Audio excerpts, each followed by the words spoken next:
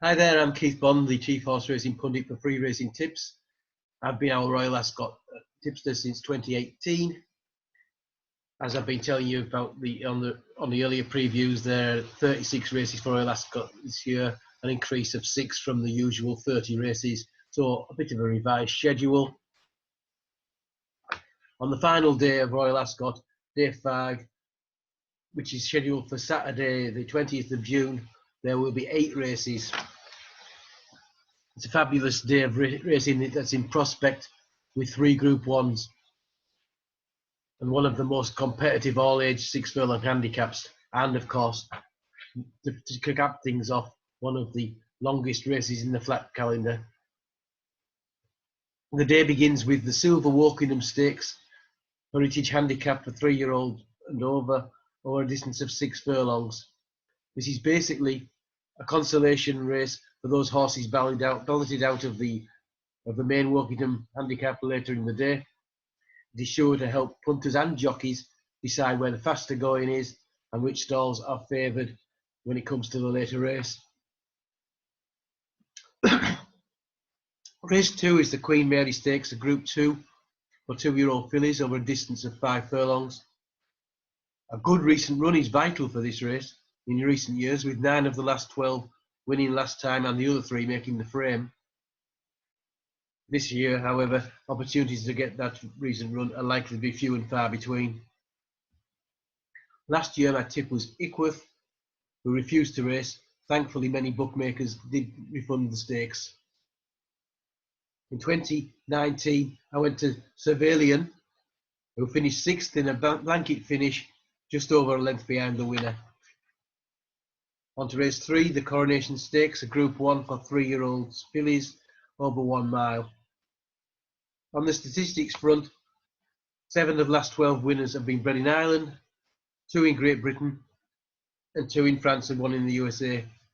Mini Anglia is those French winners came from just 6 runners and returned an SP profit of £19 to £1 level stakes, a return on investment of 317%.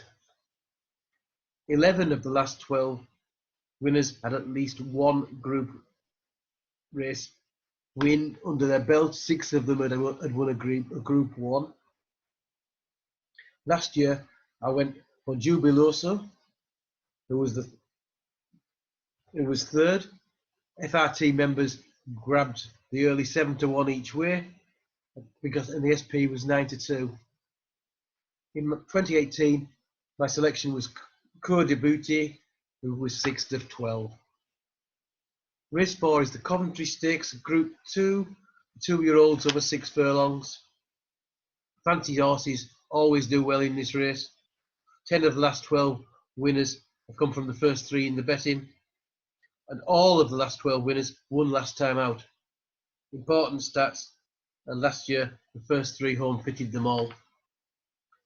Last year my tip was Monarch of Egypt, who was well beaten in 9th, and in 2018 I tipped Cosmic Law, who finished 7th of 23. It's not the best of races for me of the last 2 years. Let's see if I can put that right this year. Race 5 is the highlight of the day, the St James's Palace Stakes, a Group 1 for 3-year-old colts over a distance of 1 mile. 8 favourites have won in the last 12 years, and 11 winners had at least 1 win in the current season. Last year my selection was 2 Down Hot, who was length back in 3rd behind Circus Maximus, who had dropped back to this mile after being outstayed in the Derby.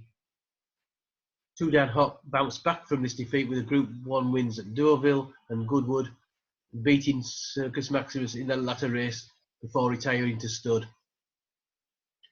In 2018, my pick US Navy Flag was 9th of 10. He dropped back to 6 furlongs in his following race and won the July Cup at Newmarket. Right, on to race 6, the Diamond Jubilee Stakes, another Group 1 for 4-year-olds and over a distance of 6 furlongs.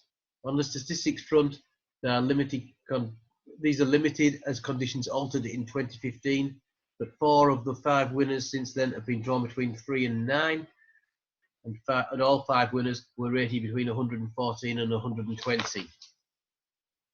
Last year I went for Sands of Mali, who lost a shoe and trailed in at the rear of the field. The winner, Blue Point, notched up his second win of the week. And in 2018, my selection was Merchant Navy, who duly obliged for us at 4-1. Beautiful little horse. Race 7 is the Wokingham Stakes, the Heritage Handicap 3-year-olds and over a distance of 6 furlong. A strange key stat for you here. Most races are dominated by bay-coloured horses, but 6 chestnuts have won this in the last 12 years. And those chestnut wins have come from just 62 runners and show a level stakes profit of £44.50 to £1 level stakes. That's a return on investment of 77.77%. It's a particularly bad race for colts with no winners at all, and only 5 colts have made the frame from 40 runners over the last 12 years. My 2019 selection was Foxtrot Lady, who raced on the far side, finishing 3rd in that group, but only 16th overall. In 2018, I fared just as badly as Growl hung right and failed to quicken and finished down the field. Right. Finally, and the final race of Royal Ascot for 2020 is the Queen Alexandra Stakes. Conditions race for 3-year-olds and over a distance of 2 miles and 6 furlongs.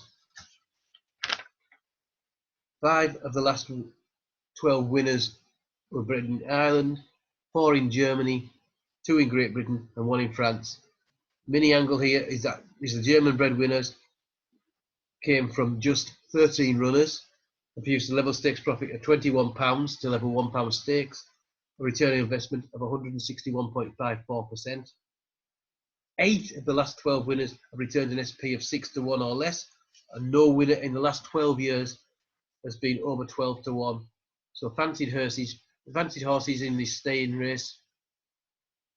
In 2019, I went for Cleonte, who ended our Royal Ascot on a winning note, backed in on the day from 9-2 to 7-2.